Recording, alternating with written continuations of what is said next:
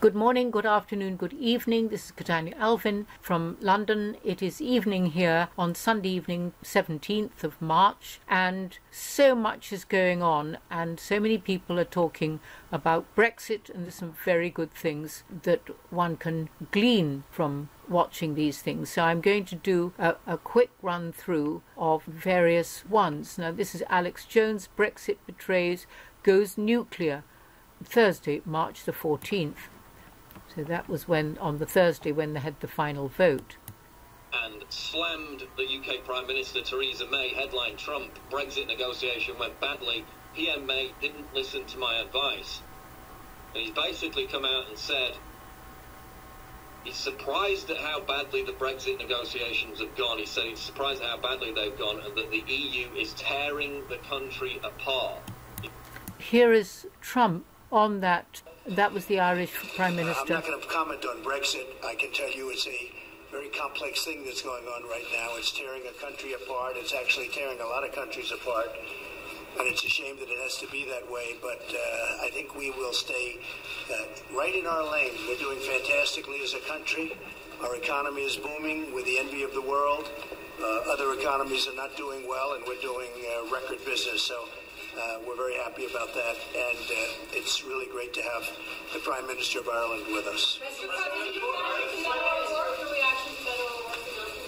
Well, I think he's got a lot of hand movement. I've never seen so much hand movement. I said, is he crazy, or is that just the way he acts? So I've never seen hand movement. I watched him a little while this morning doing, I assume it was some kind of a news conference. And I've actually never seen anything quite like it. Study it. I'm sure you'll agree.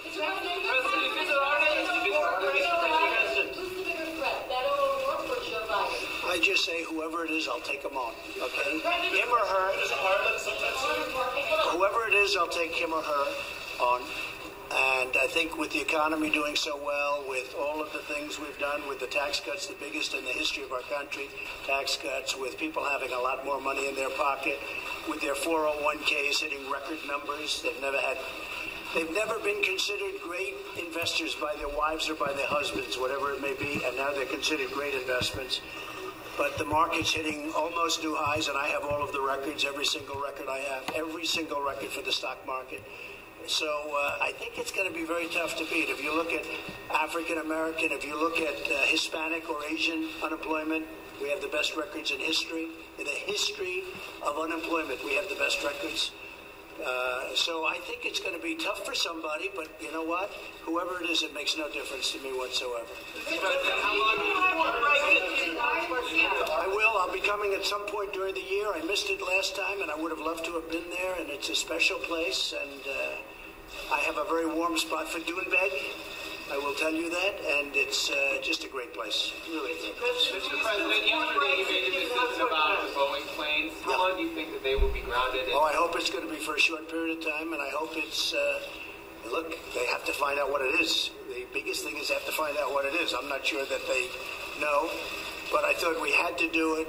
We had to take a cautionary route. The grounding of the planes yesterday was a big thing, as you know, and you're involved with Boeing also. We've done the same, yeah. The grounding was a big thing, and it's a great company. It's a truly great company, and hopefully they'll figure it out very quickly. It's a big decision. It's also one of our largest exporters, one of our, one of the truly great companies of the world. They have to figure it out fast. They know that. They're under great pressure. Why did you make that decision so much later than other companies? Are you still a great supporter of Brexit? Well, I was. It wasn't that I was a supporter. I predicted it was going to happen, and I was right. And people laughed when I predicted it. They're talking about Brexit again. And they won by about 2 points. The referendum. And I was standing out on Turnberry, and we had a press conference, and people were screaming. That was the day before, if you remember. I think you were there. And people were screaming, and I said, no, I think it's going to happen. And people were surprised I made the prediction, and because President Obama made the opposite prediction. And I was right. And I will tell you, I'm surprised at how badly it's all gone from the standpoint of a negotiation. But I gave the Prime Minister my ideas on how to negotiate it. And I think you would have been successful. She didn't listen to that, and that's fine. I mean, she's got to do what she's got to do. But I think it could have been negotiated in a different manner, frankly. I hate to see everything being ripped apart right now. I don't think another vote would be possible because it would be very unfair to the people that won. They'd say, what do you mean you're going to take another vote? So that'll be tough. But I thought it would happen. It did happen. And both sides are very, very, they're cemented in. It's a tough situation. It's a shame. Frankly, it's a shame. There was no reason for that to happen. They could have had the vote, and it should have gone smoothly. Unfortunately, it didn't. Very complicated issue. And actually, the issue on the border of Ireland is one of the most complex points. Do you think it should be extended to get more time? Well, I think they're going to probably have to do something because right now they're in the midst of a very short period of time, the end of the month, and they're not going to be able to do that. So it's going to be.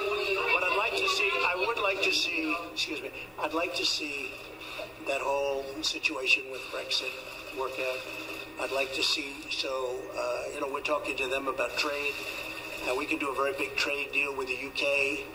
We're also renegotiating our trade deal with the European groups and, literally individual nations and also with the whole. But it's very sad to see what's happening there. And there was no reason, and I'm sure, Leo, you agree with that. Do you have any feeling would you like to express your feelings on Brexit? Yeah, well... Maybe I should not let you do it. We have a different opinion, President. I regret that Brexit's happening, and the UK was a really important part of the European Union, but they're going now, and that's their decision.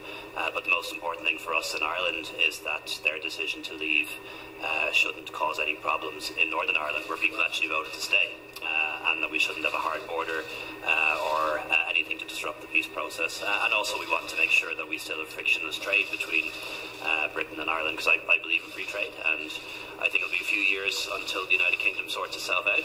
But in the meantime, the European Union is available to talk trade with the US. And we're talking about trade with the European Union. They've been very, very tough over the years. They were unwilling to negotiate with the Obama administration, and they were unwilling before that, to be honest. I'm not just blaming President Obama. But they're willing to talk to us, and if they don't talk to us, we're going to do something that's going to be pretty severe economically. We're going to tariff a lot of their products coming in because the European Union treats us very, very unfairly. I have to say that. Very, very. They treat the United States, and they have been for many years, for decades, they've treated us very unfairly. So it'll probably work out. They're negotiating. They want to see if they can get. Otherwise, we're going to do something that's going to be good for the United States. God bless. This is Catania Alvin saying bye-bye and stay well, stay safe. God bless. Bye-bye.